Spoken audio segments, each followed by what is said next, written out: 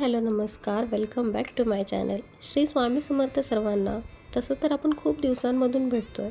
एका नवीन मोठ्या व्हिडिओमध्ये शॉर्ट्समध्ये तर आपण भेटतच होतो. पण आज मी तुमच्यासाठी एक हळशीचा छान असं संत दर्शन व्हिडिओ घेऊन आलेले आहे. तर व्हिडिओ शेवटपर्यंत नक्की बघा आणि चॅनलवरती जर नवीन असाल ना तर सबस्क्राईब करायला देखील विसरू नका. हळशी हे गाव मुळशी तालुक्यामध्ये आहे आणि जर देहूमधून तुम्ही जात असाल तर फक्त 52 किलोमीटर अंतरावरती आहे. आता सॅटर्डे आणि संडे हे जोडून आलेले आहेत, त्याच्यामुळे म्हटलं तुमच्यासाठी हा स्पेशल व्हिडिओ जर एक झालाच पाहिजे, कारण संडेचा एक दिवस आपण तिकडे स्पेंड तर करूच शकतो. आता तुम्ही म्हणाल हळशीला पाहण्यासारखं तर काय आहे, तर तिथे समोरच गेल्यानंतर एक गणपती बाप्पाचं मंदिर लागतं आणि मंदिराच्या थोडंसं पुढं गेल्यानंतर हे आत्ता जे आहे माझ्या बॅक साईडला ते विठ्ठल रुक्मिणीचं मोठ्याच्या मोठं मंदिर आहे. खूप मोठा मंदिराचा परिसर आहे. ते गेल्यानंतर आपल्याला सत्य साईबाबा यांचेही दर्शन होते. तर मग तिथून आम्ही गेलो तिकीट काउंटरवरती. हे जे आत्ता तुम्ही पाहिलं तिथे तिकीट काउंटर आहे. लहान मुलांसाठी 100 रुपये आणि मोठ्या माणसांसाठी 200 रुपये. खरं तर तिकीट काउंटरवरती गेल्यानंतर स्टार्टिंगला असं वाटतं की 200 रुपये, पण संपूर्ण म्युझियम पाहून बाहेर आल्यानंतर आपलं मन इतकं समाधानी होतं की 200 रुपये गेल्याचं वाईट आपल्याला वाटत नाही.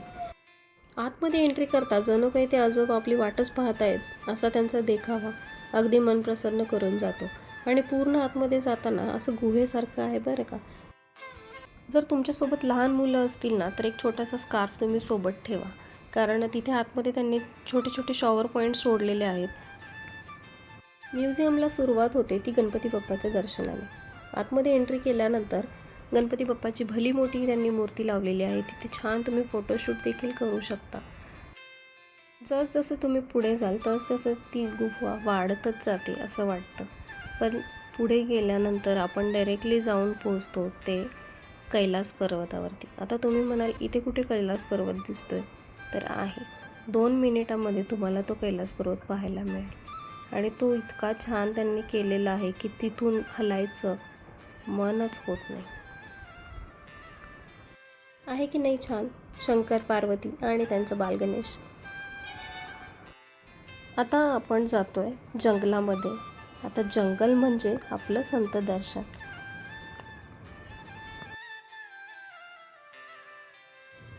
पुंडलिक, संत नामदेव आणि संत रविदास. इथे हे संत रविदास आहे. जसजसे ते मान हलवतील तसे तिथे बॅक साईडला त्यांच्या आईवडिलांना झोका मिळतो. हे यात त्यांनी कलाकृतीमधून आपल्याला दर्शवित आहेत.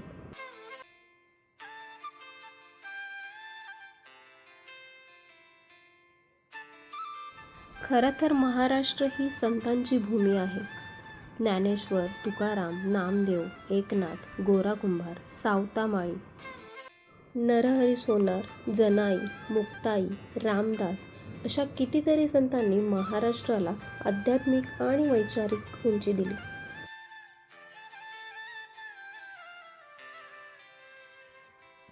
जाती धर्माचे बंधने झुगारून 18 पगड समाजातील भक्तांची जणू मांदियाळीच त्यांनी तयार केली. आहे की नाही छान असं म्युझियम वन डे ट्रिपसाठी. आणि हो, इथे जेवढे पण संत आहेत, जेवढ्या संतांची त्यांनी देखावे आपल्याला दाखवण्याचा प्रयत्न केलेला आहे, त्यांची डिटेलमध्ये माहिती देखील दिलेली आहे.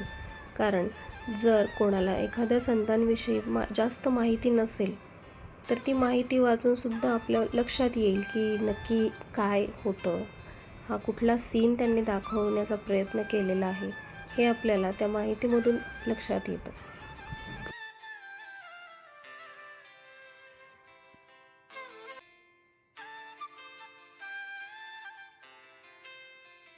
अशा पद्धतीने ज्या संतांच्या देखाव्यापाशी आपण जाऊ तिथे त्यांनी माहिती देण्याचा प्रयत्न केलेला आहे.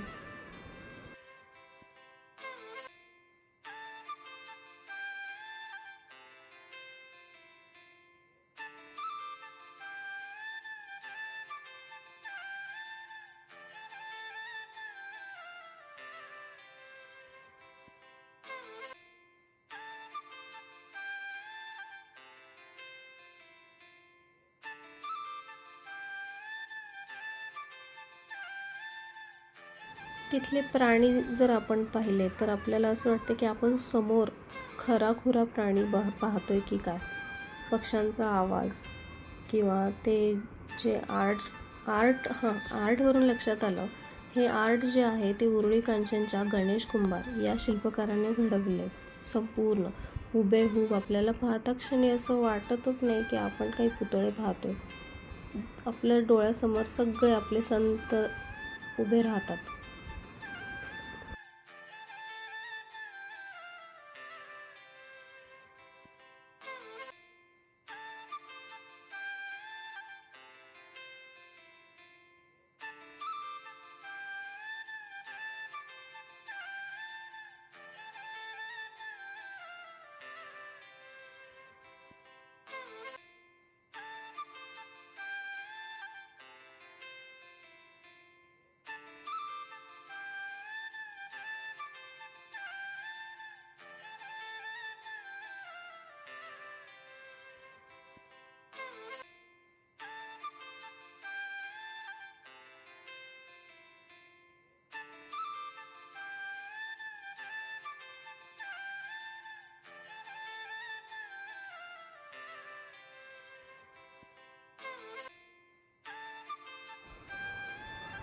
इथे पालखी सोहळासुद्धा अत्यंत छान पद्धतीने त्यांनी प्रेझेंट केलेला आहे की जे कोणी पालखी सोहळ्यामध्ये सहभागी होत नाही त्यांना देखील याचा आनंद घेता येईल. इतकी सारी गर्दी, ते झेंडे, डोक्यावरती तुळस, विठ्ठल रखुमाईची मूर्ती, हे अगदी पाहण्यासारखंच आहे.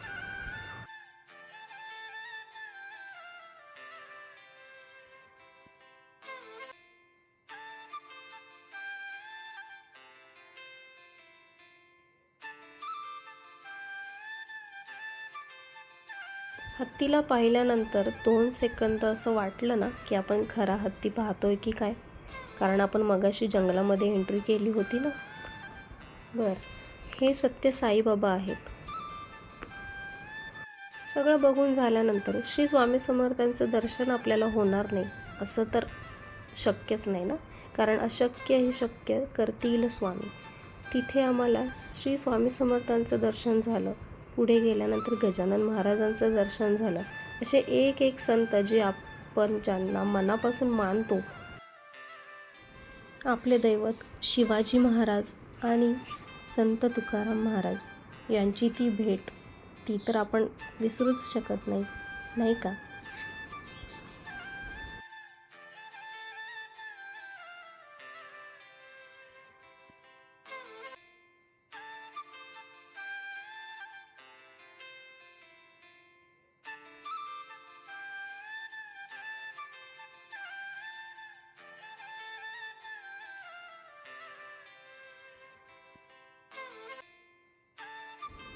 आता वेळ आली आहे या म्युझियमच्या बाहेर पडण्याची. बाहेर म्हणजे अगदी बाहेर नाही बरं का, कारण या म्युझियमच्या बाहेर देखील खूप काही बघण्यासारखं आहे. चला आता इथून आपण एक्झिट होऊया.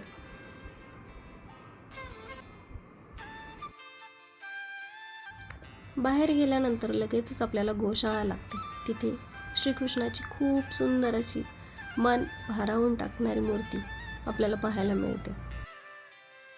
अगदी हुबेहूब दिसणारे प्राणी आपल्याला तिथे पाहायला मिळतात. हे सगळं बघून पुढे गेल्यानंतर एक मस्त धबधबा बनवलेला आहे. तिथे तुम्ही भिजण्याचा आनंद घेऊ शकता. थोडं पुढं गेल्यानंतर शिवाजी महाराजांची मस्त मूर्ती त्यांनी तिथे लावलेली आहे आणि ती पाहतच राहावी असा तो नजारा आहे. आता सुरुवात होते लहान मुलांना खेळण्यासाठी. जे तिथे पुतळे लावलेले आहेत त्यांचे जे कार्टूनमध्ये ते पाहतात ते त्यांना समोर पाहायला मिळतं आणि मुलं अगदी तिथे रमून जातात, छान फोटोशूट करतात. आणि लहान मुलंच नाही तर मुलांसोबत आपण मोठे देखील तिथे मस्त फोटोशूट करतो, त्याचा आनंद घेतो.